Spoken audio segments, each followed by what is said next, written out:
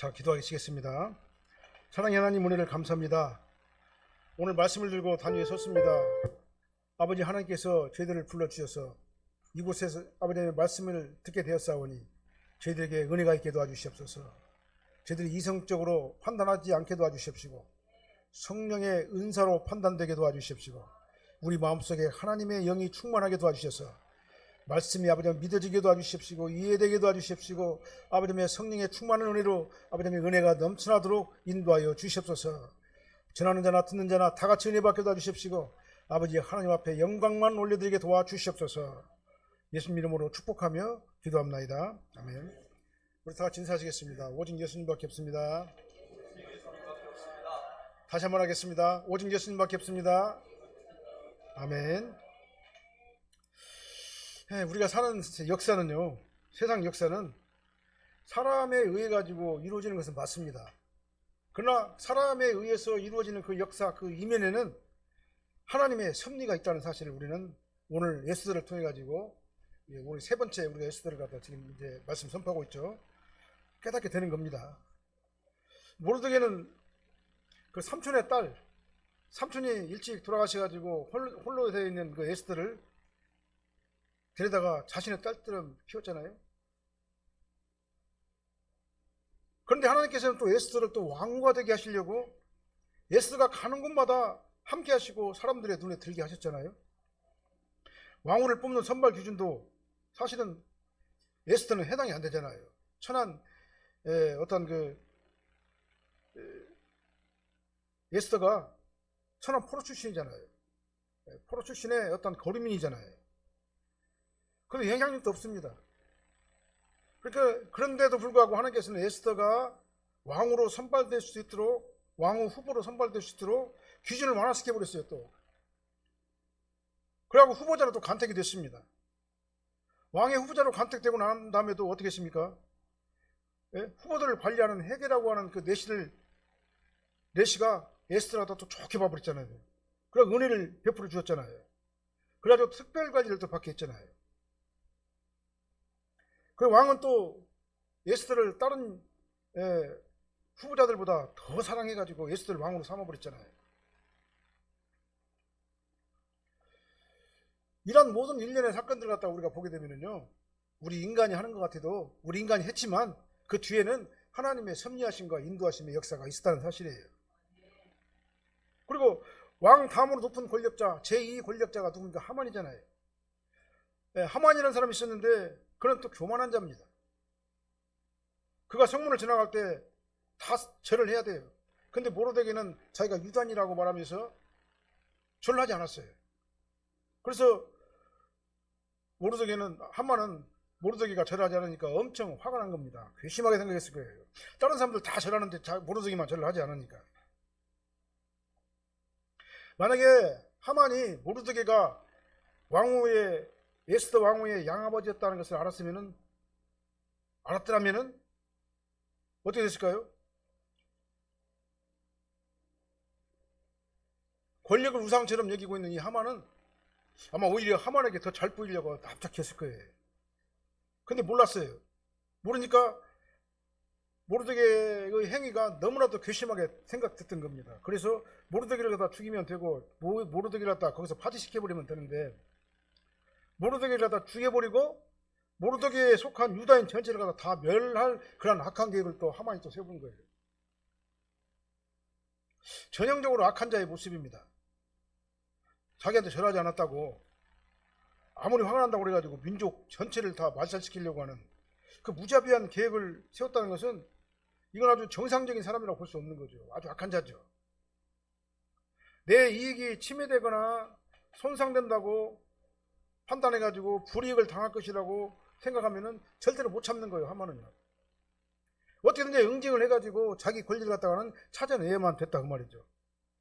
그래서 수많은 사람들 갖다가는 체포해가지고 살육하고 죽이고 이렇게 그런 일도 아무런 양심의 가치가 없어요. 오히려 정당하다고 생각하고 이런 그 정신 나간 악한 자의 모습이 바로 하만이었어요. 그래서 하만은 어떻게 했습니까? 왕에게 그럴듯한 구실을 붙였습니다.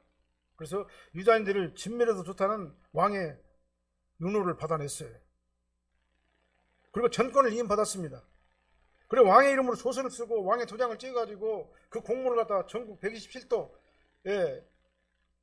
바사국의 127도에다 다 공문을 갖다 발송해버렸어요. 그러니까 왕도 이제는 그걸 취할 수가 없어요. 취소할 수가 없어요.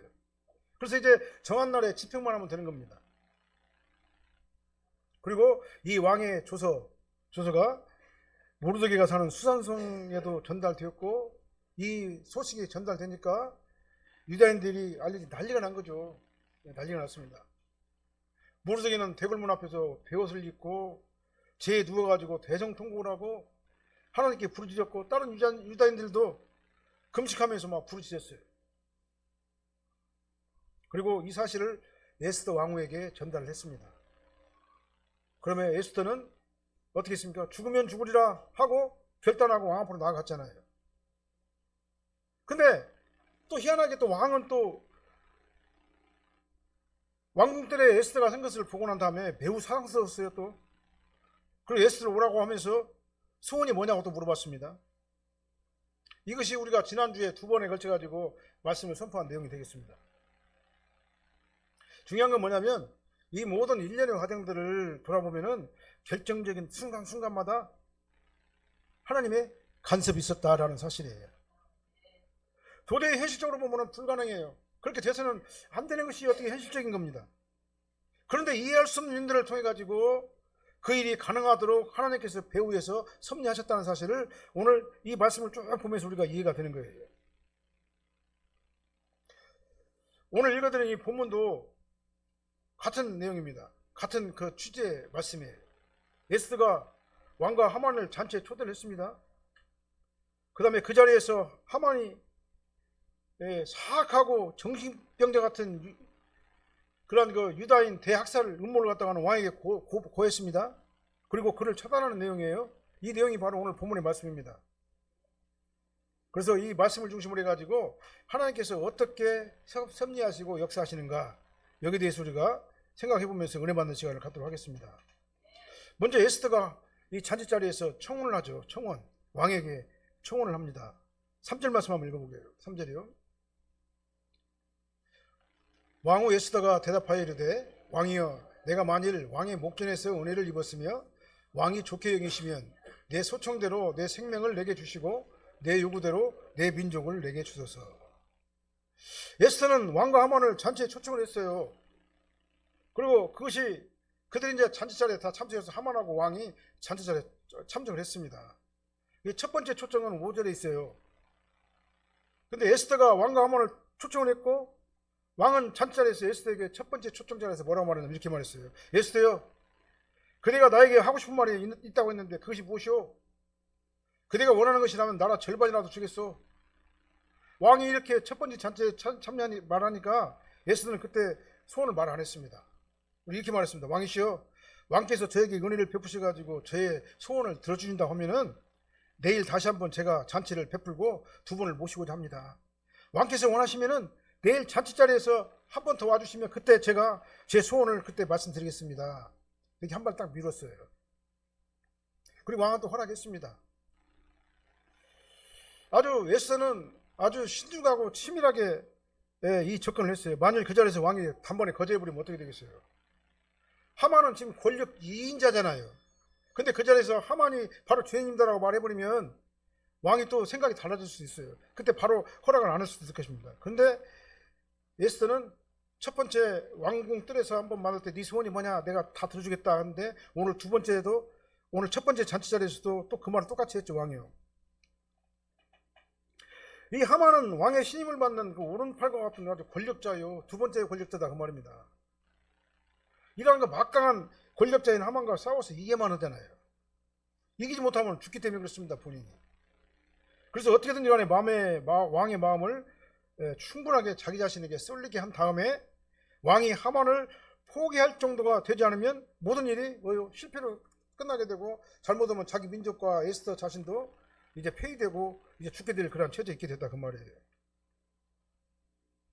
나는요, 이 에스더가 이 순발력, 이런 그 순발력과 지혜를 발휘할 수 있는, 한 번 다 밀었다고요. 한 번 딱 밀었던 지혜를 발휘할 수 있던 것이 바로 뭐냐면은 하나님의 은혜라고 생각해요. 하나님께서 순간적으로 에스더에게 그런 지혜를 주셨다고 저는 생각을 합니다. 그 마음이 에스더에게 그 마음을 하나님께 주시고 또 왕이 마음의 준비가 될 수 있도록 뜸을 들이도록 지연시키게 하신 하나님의 은혜가 있었다 그 말입니다. 그래서 오늘 두 번째 잔치자리예요. 왕과 하만이 이 잔치자리에 또 참석을 했습니다. 왕은 분명히 에스더가 뭐라고 할 말이 꼭 있을 것 같은데 곧바로 말하지 않으니까 더 궁금했을 것 아니겠습니까? 그래서 왕은 잔치자리에서 에스더에게 또다시 물었어요. 에스더요, 그대가 나에게 하고 싶은 말이 있다고 했는데 그것이 무엇이오? 그대가 원하는 것이라면 나라의 절반이라도 주겠소. 왕은요 이제 세 번째 약속을 했어요.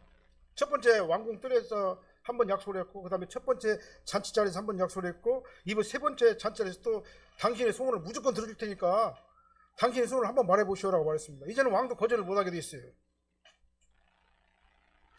어디 에스더의 어떤 이러한 지혜로운 어떤 통찰력이 어떻게 갑자기 나타났는가? 정말 은혜가 아닐 수가 없는 겁니다. 우리가 그러죠. 하나님께서 우리가 다 급한 일을 당하게 되면요, 그때 갑자기 할 말이 막 생각나게 하셔요. 그게 바로 하나님께서 우리에게 주시는 겁니다.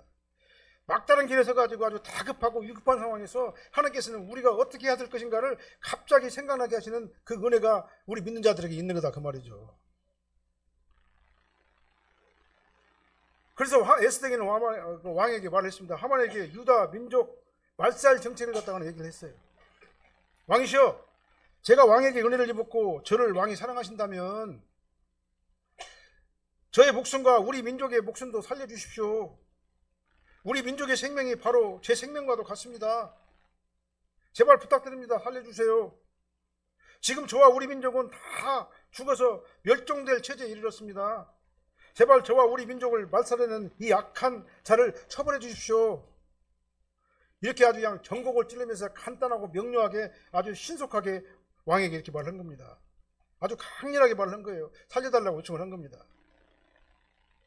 에스더는 어떻게 말했겠습니까? 막 떨리는 목소리로 막 부르짖듯이 왕에게 아주 간곡하게 이렇게 말을 한 것이다 그 말이죠. 이 말을 들으니까 왕은 어떻게 했습니까? 당황했을 것 아니겠어요? 그래서 이렇게 말했습니다. 왕이 뭐라 말했습니까? 아니 도대체 그놈이 누구요? 그런 나쁜 놈이 누구란 말입니까? 그가 지금 어디 있습니까? 에스더에게 이렇게 또 이게 물었어요. 왕은 지금 이제 흥분된 상태입니다. 그 말을 듣고 감정이 막 굉장히 몰입되어 있어요. 그 악한 자를 반드시 처단해야 되겠다는 그런 생각이 왕에게 있게 된 거다 그 말이죠. 그래서 그의 관심은 이제 어디에 있습니까?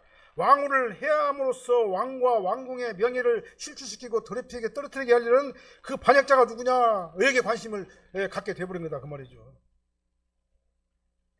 그때 에스더는 뭐라고 말합니까? 왕이시여, 우리를 박해하는 이 원수는 바로 이 간악한 하만입니다 라고 하만을 향해 가지고 손을 가리키면서 이렇게 말을 했어요.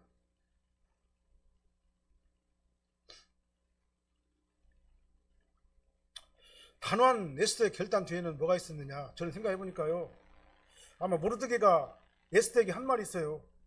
내가 왕후가 된 것은 이때를 위함이 아니냐, 이 말을 했다 그 말이죠. 그 말이 연상이 딱 되는 거예요. 스크롤이 딱 되는 거예요. 에스더가 왕에게 하만을 지적하면서 이렇게 말하니까 하만은 그 앞에서 두려워가지고 부들부들 막 떨었어요. 오금이 저렸다 그 말이에요. 이것이 바로 악한 자가 맡게 되는 결론입니다. 악한 자들은 자기 악한 행위가 그냥 영원토록 그냥 있을 것 같으지만, 자기 뜻대로 다 될 것 같으지만 하나님께서는 뒤에서 배후를 하셔가지고 그렇게 되지 않도록 하신다 그 말이에요. 아무리 그럴듯하게 꾸미고 포장을 한다 하더라도 악인의 악한 계획은요 성공할 수 없는 겁니다. 설사 성공해가지고 수많은 사람들을 다 죽인다고 하더라도 그것에서 끝나는 것이 아니에요. 그의 마음과 생각과 그 영혼은요 아주 비참한 최후를 갖다가 맞게 되는 거예요. 살아서 그런 일을 못 당하면은요 죽어서라도 하나님께서는 그를 가만히 놔두지 않는다 그 말이에요. 하나님께서는 악한 자의 행동을 반드시 역사 가운데서 다 드러나게 하셔요. 그렇잖아요. 역사 가운데서 악한 자들은 다 드러나잖아요. 히틀러가 독일에서 수많은 사람마다 살리고 했잖아요. 유대인들을. 그러니까 어떻게 돼요? 히틀러가요? 두고두고 역사 가운데서 히틀러는 악한 자라고 이렇게 역사가 그를 갖다가 저주를 하고 징벌을 내리잖아요. 역사가 끝날 때까지, 예수님께서 이 땅에 오실 때까지 그 히틀러라고 하는 사람은 어떻게 돼요? 역사가 계속해가지고 그를 정죄하고 또 정죄하고 악한 자라고 정죄한다 그 말이에요. 그래서 우리는 착하게 살아야 돼요. 이 땅에서 의인의 길을 따라가야 된다 그 말입니다.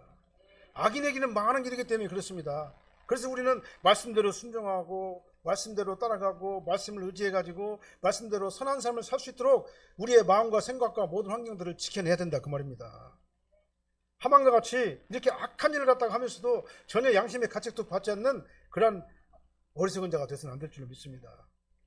이렇게 이제 왕이 막 급하게 이제 화가 나가지고 이제 왕궁 뚫러 막 나가버리니까 하만이 어떻게 했습니까?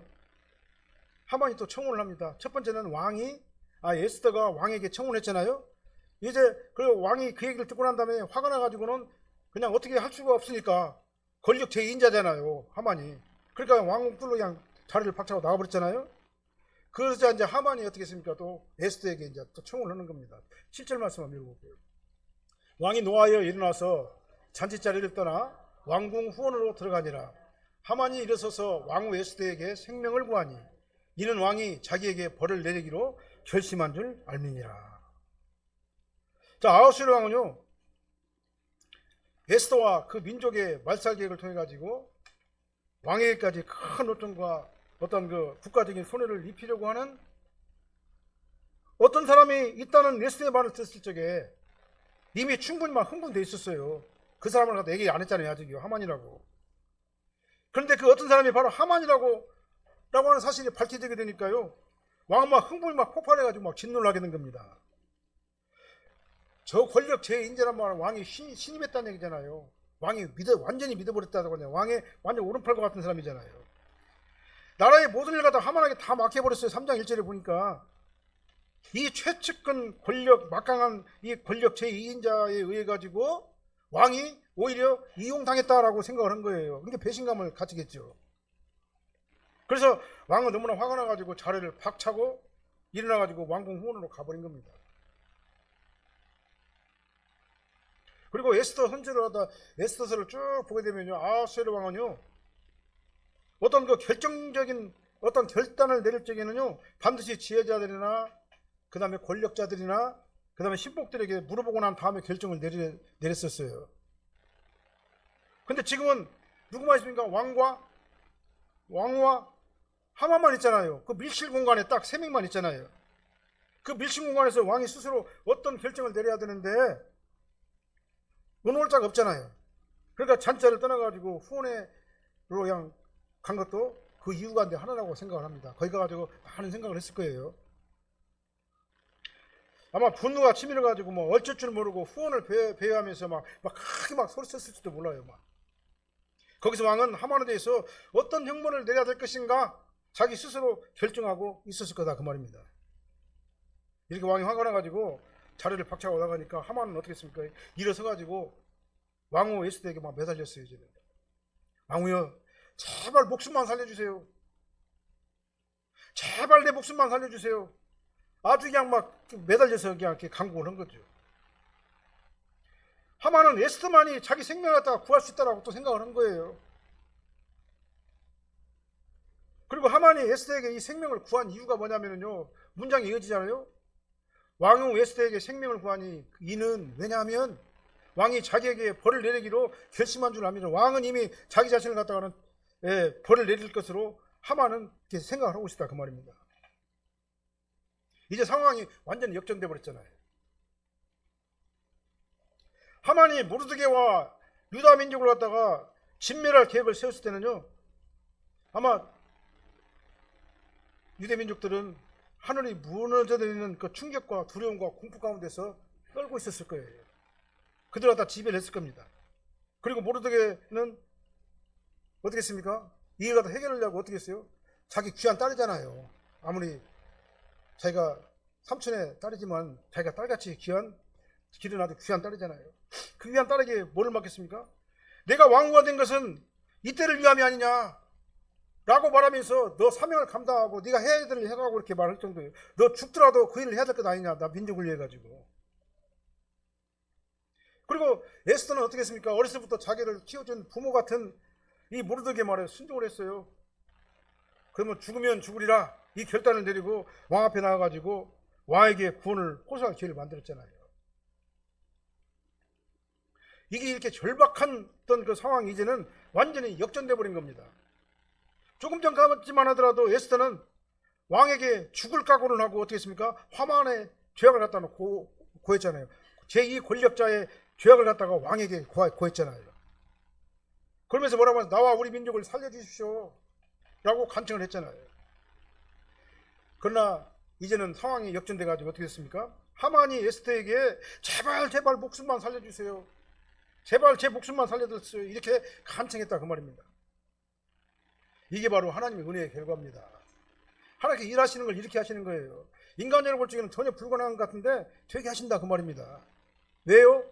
하나님께서 역사하시기 때문에 그렇습니다. 우리는 하나님 앞에 전적으로 기도했잖아요. 모르드게와 수산성에 있는 유대인들이 금식하면서 3일 동안 먹도 마시지도 않고 하나님 앞에 막 간절히 막 부르짖었잖아요. 살려달라고. 그 기도를 하나님께서는 들어주셨단 말입니다. 그리고 모르드게와 에스더와 수산상에 있는 모든 민족들이 막 사흘 동안 금식하면서 애통하면서 하나님 앞에 살려달라고 기도하니까 그 간구를 들으시고 하나님께서는 안 될 것 같은데 되게 하셨다 이 말입니다. 저와 여러분들도 마찬가지입니다. 우리가 인생을 살면서요 정말 절망 가운데 거할 때가 있어요. 내가 도저히 풀지 못할 그런 상황이 있을 때가 있습니다. 그때 우리는 어떻게 해야 됩니까? 사람들한테 얘기해봤자 소용없어요. 사람들은 다 똑같아요. 한계가 있습니다. 도와주는 것도 한계가 있는 거예요. 어느 한계가 지나가면 부모와 자식 시간도 안 되는 겁니다. 그럼 누가 도와주십니까? 하나님 앞에 막 고백하는 거예요. 하나님 앞에. 하나님께서는 못 하시는 것이 없잖아요. 하나님은 전지전능하시고 무수무지하시고 영원불변하신 하나님이시잖아요. 그러니까 우리가 어떤 일을 만날 적에 우리의 아버지가 누굽니까? 우리는 양자잖아요. 하나님의. 예수 그리스도를 통해 가지고 하나님의 양자가 된 자들이잖아요. 모르드게와 에스더와 같은 상태란 말입니다. 같은 상태예요. 모르드게가 에스더를 양녀로 삼은 것 같이 하나님은 우리를 양자로 삼아가지고 하나님의 자녀가 되게 하셨잖아요. 그러니까 우리는 어떻게 해야 됩니까? 어떤 어려운 일을 당할 적에 사람 의지하지 마시기 바랍니다. 하나님 앞에 다 구하시기를 바랍니다. 하나님 앞에 간절히 매달리고 금식하고 통곡하면서 간절히 매달릴 때 우리의 연약한 모든 소원들을 하나님께 다 들어주실 것을 믿으시길 예수님으로 축원합니다. 이게 바로 성도들이 해야 되는 가장 지혜로운 방법인 겁니다. 그래서 안 될 것 같은데 되게 하는 역사가 일어난 겁니다. 상황을 완전히 역전시켜버린 겁니다. 정상적으로라면 유대인들은 다 죽었어야 돼요.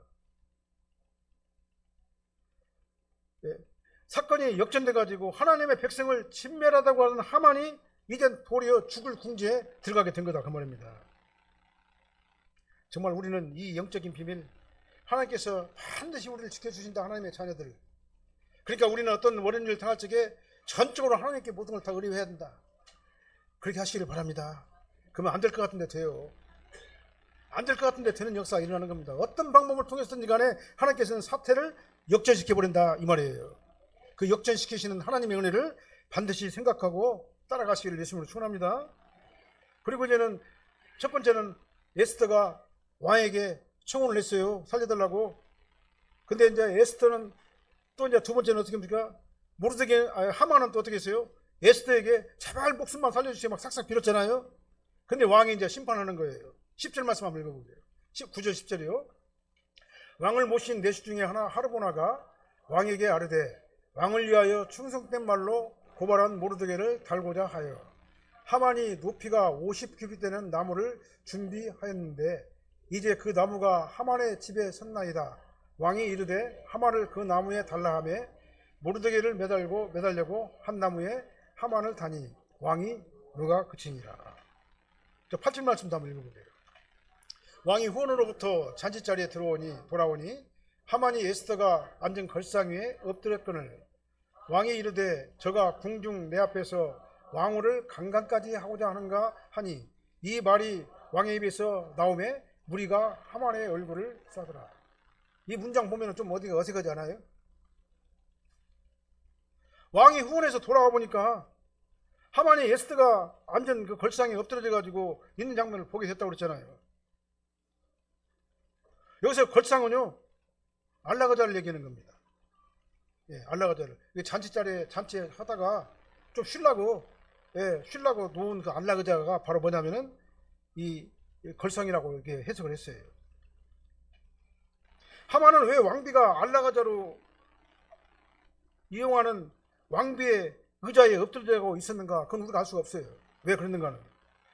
아마 에스더에게 막 싹싹싹 빌다가 어떻게 하다가 거기에 넘어질 수도 있는 거죠.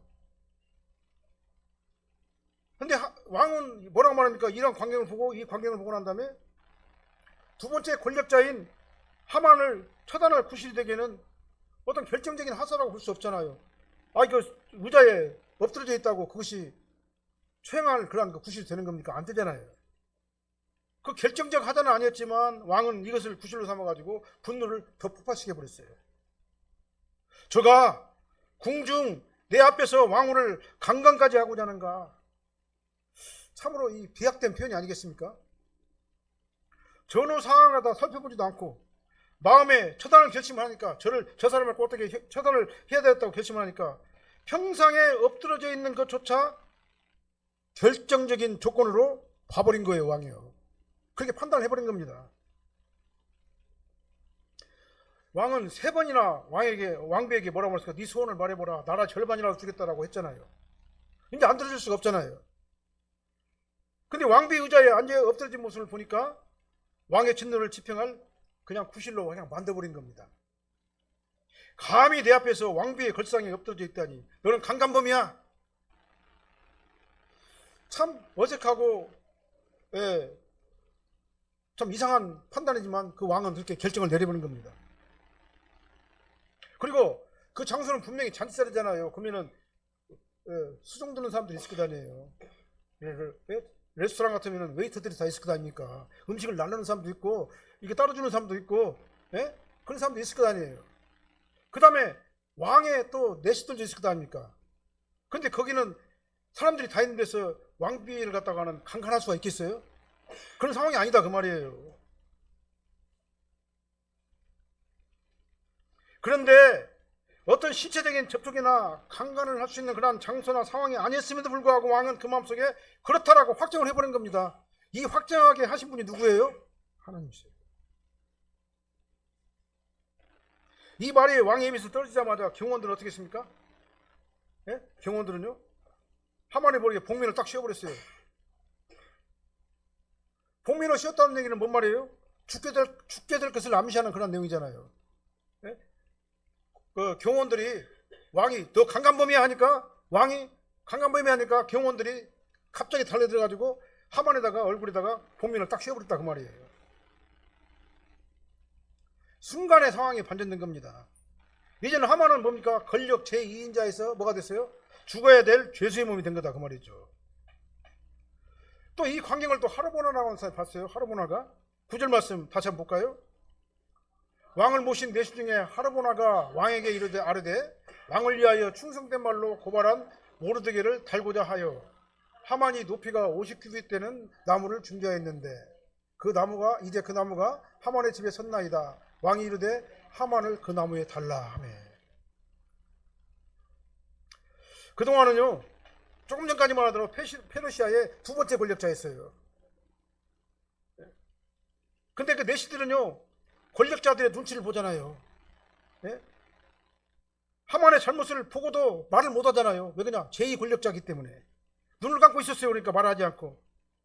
그 다음에 하만이 이제 왕에 의해 가지고 반역자 신세가 되고 복면을 갖다가 딱 둘러쓰게 되니까 그동안 숨어있던 죄들을 다 말을 한 거예요. 이게 바로 권력의 상태인 겁니다. 권력자가 이렇게 악한 이런 처지에 오게 되면요 주변에서 그냥 득달같이 일어나가지고 뭐 잘못했네 다 말을 하는 거예요. 하만이 모르드게를 죽이려고 높이가 50규빗이나 되는 나무를 준비했는데요. 그 나무가 지금 하만의 집에 있습니다. 하만이 모르드게를 나무에다 매달리려고 죽여가지고 그 나무가 있는데 그 나무가 바로 어디냐면 하만의 집에 준비되어 있습니다. 고발을 한 겁니다. 그리고 왕은 내심만을 듣고 뭐라면 그래요? 그러면 하만 왔다 그 나무에다가 매달아버리라고 명령을 했잖아요. 10절 말씀 보니까요. 10절 한번 볼까요? 모르드게를 매달려고 한 나무에 하만을 다니 왕의 도가 그치니라. 남을 죽이려고 만들어 놓았던 그 살인 도구에 자신이 매달려 죽게 됐다 그 말이에요. 그리고 그 죄명은 뭡니까? 아이러니예요. 아주 이상해요. 죄명은 뭡니까? 왕후 강간죄예요.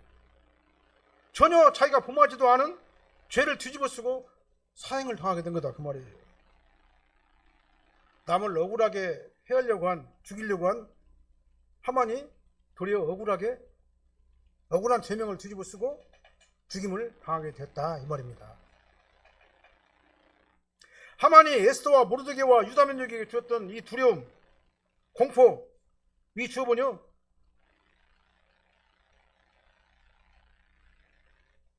오히려 하만이 자기 자신이 겪게 됐다 그 말이에요. 그래서 하만은 반드시 처형되었어요. 되어만 했습니다. 그래서 하나님께서 그를 제거하고 민족을 구원할 그러한 강력한 도구로 만들어주신다 그 말입니다. 하나님께서 우리 에스더를 통해서 주시는 교훈이 있어요. 우리는 하나님의 인도하심을 믿어야 돼요. 우리가 어떤 어려움이 있을 적에 하나님께 도움을 구해야 됩니다. 금식하고 간절하고 애절하게 하나님 앞에 나의 부족하고 내가 해결해야 될 그 필요를 구하게 되면요 하나님께서는 절대로 외면하지 않으셔요. 왜 그냥 우린 양자이기 때문에 그렇습니다. 하나님의 자녀이기 때문에 그렇습니다. 하나님의 자녀인 우리는요 하나님의 인도하심과 보호하심이 항상 있다는 사실을 믿어야 됩니다. 그리고 하나님 앞에 다 매달려야 되는 겁니다. 어떤 문제를 만나든지 어떤 문제를 당하든지 하나님께 기도로 보고하는 습관을 가지시길 바랍니다. 하나님께서는 어떤 사람이라도 그가 행한 악한 일이나 그가 행한 선한 일 모두를 뭘로 사용하셔요? 섭리의 도구로 사용하신다는 사실을 믿으시길 바랍니다. 그리고 반드시 하나님께서 원하시면은요 안 될 것 같은데 되게 하는 역전의 역사가 일어나게 된다는 사실도 믿으시길 바랍니다. 우리는요 하나님의 선한 도구가 되기 위해서 최선을 다해가지고 말씀대로 순종하고 말씀을 의지하고 말씀을 따라감으로 하나님께서 원하시는 거룩하고 존귀한 성도님이 다 되시기를 예수님으로 축원합니다. 기도하겠습니다. 사랑하는 하나님 감사합니다. 우리 인간이 하는 일이 내 계획대로 다 될 것 같지만 결국은 하나님께서 아버지 하나님 정말 주여 모든 일들을 다 섭리하신다는 사실을 다시 한번 깨닫습니다. 악한 자의 악한 계획도 하나님의 섭리의 도구로 사용하시고 선한 자의 선한 계획도 하나님께서는 선한 도구로 사용하셔서 정말 안 될 것 같은데 되게 하는 놀라운 역사가 있다는 사실을 다시 한번 깨닫습니다. 아버지 하나님 저희들은 하나님의 선한 도구가 되게 도와주시옵소서. 악한 자의 도구가 되지 않게 도와주십시고 아버님의 선한 도구가 되어서 아버님 안 될 것 같은데 되게 되는 놀라운 축복을 저희들이 경험하고 체험하게 도와주시옵소서. 우리의 삶이 전적으로 주님을 의지하게 도와주십시고 아버지 하나님만 바라보게 도와주십시고 아버지 하나님을 의지함으로 말미암아 우리 인생이 아름답게 종결되어지도록 인도하여 주시옵소서. 예수님 이름으로 축복하며 기도합나이다.